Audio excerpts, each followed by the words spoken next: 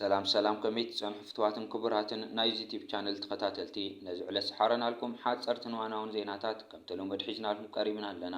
ፈለማ ላይክ፣ ሸር፣ ሳብስክራይብ እንዳገበርኩም ክሳብ ፍጻመ መደብና ሓቢርኩም ንኽትጸንሑ ብኽብሪ ንዕድም። ንመንግስቲ ኤርትራ ዝምልከት ብምዕራባውያን ፖለቲከኛታትን ጋዜጠኛታትን ኣብዚ ሰሙን ዝተፈላለየ ሓበሬታታት ክዘርጋሕ ንዕዘብ ኣለና። ብተወሳኺ ድማ እቲ ሓበሬታ ርስባቱ እውን ብሰፊሑ ክዘርግሕዎ ይረኣዩ ኣለዉ። እቲ ዝዘርጋሕ ዘሎ ሓበሬታ ከዓ ኣዝዩ ዘደንግፅን ዘገርምን ኮይኑ ኣብ ከተማታት ጊንዳ ኣካላት ጸጥታ ናይ ኤርትራ ንጸላዊ መራሒ እስልምና ኣብ ትሕቲ ቀይዲ እትየሞ ዝብል ኮይኑ ብሃይማኖት እስልምና ዝምራሕን ዝካየድን ኣብያተ ትምህርትታት ኤርትራ ከዓ ኣብ እስር ቤት ይርከቡ ዝብል እዩ። ኣብ ማሕበራዊ መራኸቢታት ዝዘርግሕዎ ዘለዉ ኢትዮጵያውያን ኮይኖም እዚ ከምዚ ዝበለ ነገራት ኣብ ኤርትራ ከጋጥም ከም ዘይኽእል ነብሲ ወከፍ ኤርትራዊ ዝፈልጦ ሓቅታት እዩ። ከምዚ ዓይነት ሓሶታት ግን እንትደጋገም ሓቂ ስለ ዝመስል ነዚ ጉዳይ ቀንዲ ዋናታት መን እዮም? ዕላምኦም ከንታይ እዩ? ነዚ ጉዳይ ኣብ ማሕበራዊ መራኸቢታት ዘሳሲዎ ዘለዉ ኸ በዓል መን እዮም ዝብል ድማ ኣብዚ ትንታነ ክነቕርቦ ኢና። ኣብ ዝሓለፈ ኣብ ኤምባሲ ኤርትራ ብለንደን ሃይማኖት እስልምና ኣብ ኤርትራ ይገሃሰሉ ዝብሉ ፈተነታት ዝተኻየዱ ኮይኖም እንተኾነ ግን ውፅኢት ክረኽቡ ኣይከኣሉን። እዚ ድማ ብስርዓት ብልጽግና ዝተዋሃበ ትእዛዛት ኮይኑ ኣብዚ ሕጂ እዋን ዓቕሊ ጸቢብዎ ዝርከብ ዘሎ ስርዓት ብልጽግና ኣብ ልዕሊ ህዝብን መንግስትን ኤርትራ ዝኸፈቶ ናይ ስነ ኣእምራዊ ኩናትን ናይ ማሕበራዊ መራኸቢታት ኩናትን ክሰርሓሉ ስለ ዘይከኣለ እዩ ነቲ ኣብ ውሽጢ ሃገር ዝርከብ ህዝቢ ኤርትራ ንምክፋል ዝተፈላለዩ ፈተናታት ዘካይድ ዘሎ። እቲ ሕጂ ዝግበር ዘሎ ፈተነታት ከዓ ብቐጥታ ኣካልናት ክኸውን እንከሎ ብገለገለ ማሕበራዊ መራኸቢታት ዝነጥፉ ሰባት ኣብ ቅድመ ግንባር ኣሰሊፍካ ታሪኻውያን ጸላእቲ ህዝብን መንግስትን ኤርትራ ዝነበሩ ኮይኖም ሕጂ ኣብ ቅድመ ግንባር ተሰሊፎም ከምዚ ዓይነት ፈተነታት ከካይዱ ዝርከቡ ዘለዉ ኮይኖም እዞም ሰባት እዚኦም ከምዚ ዓይነት ነገራት ኣብ ዘካይድሉ እዋናት ምዕራባውያን ፖለቲከኛታትን ጋዜጠኛታትን ንስርዓት ብልጽግና ብቐጥታ ዝኽፈሉ ከዓ ነዚ ከምዚ ዓይነት ነገራት ንኤርትራ ዝተተሓሓዘ ማሕበራዊ መራኸቢታት ብምቆጻር ንማሕበረሰብ ዓለም ኣብ ልዕሊ ህዝብን መንግስትን ኤርትራ ዘለዎ መረኣያ ብሕማቕ ምጽላዊ እዩ። እዚ ከምዚ ዓይነት ፈተነታት ን29 ዓመታት ኣብ ልዕሊ ህዝብን ሃገርን ተፈቲኑ ክሰምረሎም ግን ኣይከኣለን። ናይ ሚልዮናት ዶላራት ዝወፀ ወጻኢታት እውን ኣብ ባይታ ቅንጣብ ፍረ ከምጽእ እውን ኣይከኣለን። መርበባት ስለያና እስራኤል ኣብዚ ጉዳያት ቀንዲ ተሳተፍቲ ብምዃን ኣብ ውሽጢ ሃገርና ዓብን ዕግርግርን ንምፍጣር ኣብቲ ዝሓለፈ ዋርሕ ክልተ ናይ ደቡብ ሱዳንን ክልተ ናይ ሶማልያ ፓስፖርት ሒዞም ኣብ ማእከል ኣስመራ ብኣካላት ጸጥታ ከም ዝተተሓዙ ዝፍለጥ ኮይኑ ኣብቲ ትማሊ ወፂኡ ዘሎ ሓበሬታ ከዓ 6 ኢትዮጵያውያን ኣብ ማእከል ኣስመራ ከም ዝተተሓዙ ይግለጽ ኣሎ። እንተኾነ ድማ ብዛዕባ እቲ ሓበሬታ እኹለ ፍልጦ ዘለዎም ሰባት ከም ዝገልጽዎ ዘለዉ ድማ ኣብ ልዕሊ ሰበስልጣን ናይ ኤርትራ ቅትለት ንምፍጻም ናብ ኤርትራ ከም ዝመፁ ዝገልጹ ዘለዉ። እዞም ስለያ እዚኦም ካብ ብልጽግናን ተሓባበርቶም እንተላኢኾም ኣብ ልዕሊ ሰበስልጣን ኤርትራ ቅትለት ንምፍጻም ናብ ኤርትራ ከም ዝኣተዉ ዝገልጹ ዘለዉ። ኣብ ዝሓለፈ ስርዓት ብልጽግና ልዕሊ 200 መንግስቲ ኤርትራ ክስልይ ጸኒሖም ብምባል ኤርትራውያን ከም ዝኣሰረ በዓል ብገዛእ ርእሱ ሚድያታት ክገልጽ ጸኒሑ ነይሩ። እዚ ድማ ንፈለማ እዋናት ዘጋጥም ዘሎ ዘይኮነስ ኣብቲ ዝሓለፈ ዋርሕ እውን 3 ስለያ ኢትዮጵያ ኣብ ከባቢ ዓሰብ ኣብ ትሕቲ ቁጥጥር ከም ዝኣተዉ እውን ተገሊጹ ነይሩ። ስለዚ ድማ ስርዓት ብልጽግና ኣብ ልዕሊ ኤርትራ ወራር ከካይድ ምዃኑ ብግልጺ ዝገልጽ ዘሎ ኮይኑ ስርዓት ብልጽግና ብተደጋጋሚ ስለያ ናብ ኤርትራ እናለኣኸ ዝተፈላለየ ስርሒታት ከካይድ መጽናዕትታት ከካይድ ይፍትን እንተሃለወ እንተኾነ ግን ብኣካላት ጸጥታ ናይ ኤርትራ ቀልጢፎም ኣብ ትሕቲ ቁጥጥር ከኣትዉ እዮም ዝረኣዩ ዘለዉ። ብሚኒስተር ጉዳያት ወጻኢት ዑስማን ሳልሕ ዝምራሕ ላዕለዋይ ልኡኽ ኤርትራ ጎኒ ጎኒ መበል 80 ዓመታዊ ዋዕላ ሓፈሻ ባይቶ ሕቡራት ሃገራት ኣብ ኒውዮርክ ምስ ሰበስልጣን ዝተፈላለየ ሃገራት ርክባት ኣካይዱ። ተመሳሳሊ ዜና ብሚኒስተር ጉዳያት ወጻኢት ዑስማን ሳልሕ ዝምራሕ ላዕለዋይ ልኡኽ ኤርትራ ጎኒ ጎኒ መበል 80 ዓመታዊ ዋዕላ ሓፈሻ ባይቶ ሕቡራት ሃገራት ኣብ ኒውዮርክ ምስ ፍልይቲ ልኡኽ ኣውሮፓዊት ሕብረት ኣብ ቀርኒ ኣፍሪካ ኣብ ህልው ኩነታት ቀርኒ ኣፍሪካ ዘተኮረ ርክብ ኣካይዱ። ሓይልታት ፋኖ ኣብ ርእሲ ሃድታት ስርዓት ብልጽግና ገዚፍ ዓወት ተገናጺፎም ኣለዉ።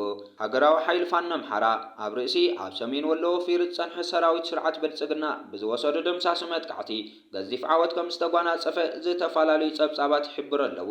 በዚ መጥቃዕቲ ፋኖ ንፋልማይ እዋን ኣብ ሓደ ረፍዲ 8 ወታደራዊ ንኣሽቱ ተሽከርከርቲ ክማርክ ከሎ 6 ከቢድ ብረት ሓንቲ ተተኳሲ ዝዓጠቐት ኦራል ወታደራዊት ናይ ጽዕነት ተሽከርካሪት ማዕለያ ዘይብሉ ፈኮስቲ ብረትን ተተኮስተ ጽዋርን ከምኡውን ኣስታት 110 ምሩኻትን ኣብ ትሕቲ ቁጽጥር እትየሎ። በዚ መሰረት ብድሕሪት ካብ ናይ ኣዲስ ኣበባ ምንጭታትና ዝረኸብናዮ ሓበሬታ 1261 ክፍለ ጦር ናይ መከላከያ በዚ መጥቃዕቲ ከቢድ ክሳራ ካብ ዝወረደን ኣሃድታት እየን። ብፍላይ 12 ክፍለ ጦር 80 ሚእታዊት ካብ ጠቕላላ ዓቕማ ምድምሳስን ፋሕብትን ምእታውን ክፍለጥ ተኻኢሉ። ፋኖ ኣብቲ ለመውፅእዎ ዘሎ መግለፂ ድማ ኣብዚ ወርሒ ልዕሊ 3800 ሰራዊት ዓብይ ከም ዝቐተለን ልዕሊ 2500 ከም ዝማረኸን ብወለንተኦም ናብ ፋኖ ዝተጸንበሩ ፌደራል ናይ ኢትዮጵያ ከዓ ልዕሊ 1500 ከም ዝበፅሑን እዩ ሎሚ ኣብ መግለፂኡ ኣውፂእዎ ዝርከብ ዘሎ። ዕጡቋት ሓማስ ናይ ጎደናታት ውግእ ከካይዱ ይዳለዉ ከም ዘለዉ ይግለጽ ኣሎ። ሓይልታት እስራኤል ናብ ማእኸል ከተማ ቃዛ ኣብ ዝግስግስሉ ዘለዉ እዋን ሓማስ ሓይሊ ወዳድብ ምህላው ጸብጻባት ሓቢሮም እታ ኣብ ማእኸል እታ ወሽመጥ እትርከብ ከተማ ቃዛ ናይ መወዳእታ ዓውዲ ሓማስ ምዃና ሰመዝ እስራኤል ይገልጹ። ሩስያ ኣብ ዩክሬን ተካይዶ ዘላ ኩናት ደው እንተዘይሉ ናብ ካልኦት ሃገራት ከኣትን ክሰፍሕን ከም ዝኽእል ፕሬዚደንት ዩክሬን ኣጠንቂቑ። ቭላዲሚር ዘለንስኪ ንኣኼባ ሓፈሻዊ ባይት ሕቡራት ሃገራት ኣብ ዘስምዖ መደረ መራሕቲ ዓለም ስጉምቲ እንተዘይወሲዶም እቲ ብትእዛዝ ፕሬዚደንት ቭላዲሚር ፑቲን ዝካየድ ዘሎ ኩናት ክናዋሕ ከም ዝኽእል ተዛሪቡ። ካብ የመን ናብ እስራኤል ዝተወንጨፈ ድሮን ብዙሓት ሰባት ከም ዘቑሰለ ሰመዝ ገሊፆም። ሰራዊት እስራኤል ከም ዝሓበሮ በቲ ኣብታ ኣብ ገማግም ቀይሕ ባሕሪ እትርከብ ወደባዊት ከተማ ዒላት ዝወደቐ ሰብ ኣልቦ ነፋሪት ብ20 ሰባት ቆሲሎም ኣለዉ።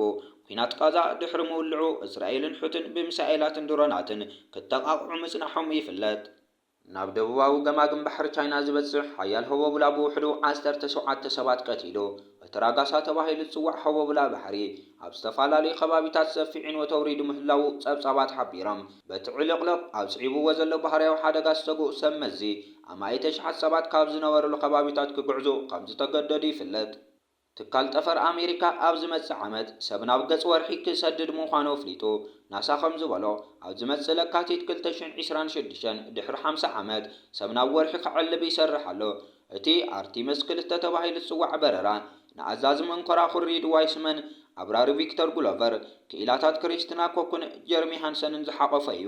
ኮማንደር ናይቲ ሚሽን ዝኾነ ዋይስመን ኣብ ዝሃቦ ርእይቶ ቅድሚ ሕጂ ሰብ ዘይረኣዮ ነገራት ክዕዘቡ ብተርባጽ ይጽበዩ ከም ዘለዉ ተዛሪቡ ኣሎ። ሓይልታት እስራኤል ዕጡቋት ሓማስ ይወዳደቡ ብምህላዎም ናብ ማእኸል ከተማ ቃዛ ከም ዝቐረቡን ኣብ ውሽጢ ከተማ ውግእ ከይካየድ ሻቁለት ፈጢሩ ከም ዘሎን ተገሊጹ። እስራኤል ኣብ ዝሓለፈ ሰሙን ናይ ኣጋር መጥቃዕቲ ካብ እትጅምር ንድሓር ኣሽሓት ፍልስጣማውያን ካብታ ከተማ ክሃድሙ ተገዲዶም ኣለዉ። እስራኤል ናብታ ናይ መወዳእታ ዓርዲ ሓማስ እትብላ ከተማ ክተጥቅዕ እትደሊ ዘላ ኣሸበርቲ ንምውጋድን ዝተረፈሩ 8 ጅሆታት ንምድሓንን ምዃኑ እያ እትገልጽ። 20 ካብዞም ጅሆታት ብሂወት ከም ዘየለዉ ይግመት። ቢቢሲ ካብ ማእኸላይ ሆስፒታል ኣልሺፋ ኣስታት 1.5 ኪሎ ሜትር ርሒቑ ኣብ ዝርከብ መካበቢያ ሓሚድ ታንክ እስራኤል ዘርኢ ተንቀሳቓሲ ስእሊ ከም ዝተመልከተ ኣረጋጊጹ። ድሩዓት መኻይን እስራኤል እውን ኣብ ጥቓቲ ካብ ማእኸል ከተማ ኣስታት 700 ሜትሮ ርሒቑ ዝርከብ ቀንዲ ቀጽሪ ሕቡራት ሃገራት ከም ዝተረኣያ ይግለጽ። ሓደ መራሕ ሓማስ ምስ ቢቢሲ ኣብ ዝነበረ ጻኒሒት እቲ ጉጅለ ኣሽሓት ዕጡቋት ናብቲ ከተማ ንምእታው መደብ ከም ዘለዎ ተዛሪቡ። ኣብቲ ሓያሎ ሰላማውያን ሰባት ዝቕመጥሉ ከባቢታት ድማ ከቢድ ውግእ ከይካየድ ስግኣት ፈጢሩ ይርከብ። ብተወሳኺ ወታደራዊ ኣዛዚ ሓማስ ዑዘዲን ኣልሓደድ ኩሎም ኣብ ሰገር ወሽመጥ ዝርከቡ ዕጡቋት ናብቲ ከተማ ክቐርቡ ከም ዝኣዘዘን ናይ መወዳእታን ወሳንን ውግእ ክዳለዉ ከም ዝነገሮምን ገሊጹ። ሰራዊት እስራኤል ክሳብ 3000 ዕጡቋት ኣብታ ከተማ ክህልዉ ከም ዝኽእሉ ግምቱ ከቕምጥ እንከሎ ሓማስ ግን 5000 ዕጡቋት ከም ዘለዉ ብምግላጽ ነፍሲ ቅትለታዊ መጥቃዕትታት ከም ዝፍጽም ኣፈራሪሑ። ኣብ ብሪጣንያ ካሊእ ኤርትራዊ ንግዚኡ ከም ምጥራዝ ድሒኑ። ዓባይ ብሪጣንያ ከም ኣምሳያቶም ካብ ሃገራት ዝጥረዙ ሰባት ሓደ ከኣተው ሓደ ይወፅእ ብዝብል ስምምዕን መሰረት 3 ዘኣባላታ ስድራ ቤት ካብ ፈረንሳ ተቐቢላ ናብ ፈረንሳ ክምለስ ኣብ መስርዕ ዝጸንሐ ሓደ ኤርትራዊ ድማ ጉዳዩ ብቤት ፍርዲ ደው ኢሉ። እዛ ስድራ ቤት ን3 ወርሒ ዝጸንሕ ቪዛ እኳ እንተተዋህባ ናይ ምስራሕ መሰል ከም ዘይብላን መንግስታዊ ሓገዝ ከም ዘይተዋህባን ቢቢሲ ኣረጋጊጹ። ኣብቲ ሃገር ንኽትጸንሕ ግን ከተመልክት ትኽእል እያ። እዚ ስጉምቲ እዚ ዝውሰድ ዘሎ 4 ስደተኛታት ካብ ዓባይ ብሪጣንያ ናብ ፈረንሳ ድሕሪ ምምላሶም እዩ። ወሃቢ ቃል ቤት ጽሕፈት ውሽጣዊ ጉዳያት እዚ ነቶም ኣሰጋገርቲ ጉጅለታት ብዘይሕጋዊ መንገዲ ናብ ዓዲ እንግሊዝ ምእታው ዝጻወር ከም ዘይኮነ ዝገልጽ ንጹር መልእኽቲ እዩ ኢሉ። እምበኣር ከስነ ዝዕለት ሰሓረናልኩም ሓጸርትን ዋናውን ዜናታት ነዞም ተኸታተልኩሞም ይመስሉ ነይሮም። ቀጻሊ ብኻልኦት ሓበሬታታት ክሳብ ንራኸብ ሰሰናዩ።